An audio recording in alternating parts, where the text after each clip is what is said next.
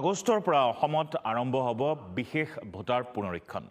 দায়িত্বত নিয়োজিত বিষয়া ঘৰে ঘৰে গৈ ভোটাৰক দিব একোখনকৈ বিশেষ ফৰ্ম বা একোখনকৈ তালিকা। আৰু পুনৰীক্ষণৰ সময়ত পূৰণ কৰা এই ফৰ্মখন জমা নিদিলে ভোটাৰ তালিকাৰ পৰা কৰ্তন কৰা হ'ব নাম।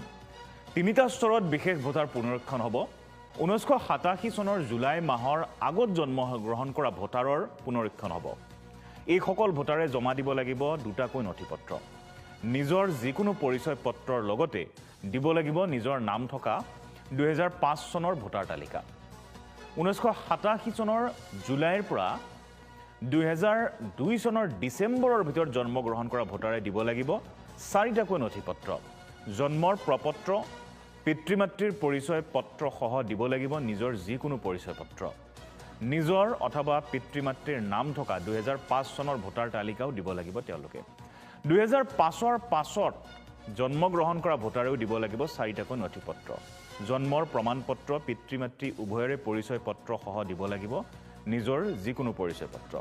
পিতৃ মাতৃৰ নাম থকা 2005 চনৰ ভোটাৰ তালিকাও দিব লাগিব তেনে ব্যক্তিসকলে। অসমতো এতিয়া বিশেষ ভোটাৰ পুনৰীক্ষণক লৈ সকলো প্ৰস্তুতি আৰম্ভ হৈছে। এই আগষ্টৰ পৰা আৰম্ভ হ'ব বিশেষ ভোটাৰ পুনৰীক্ষণ অসমত।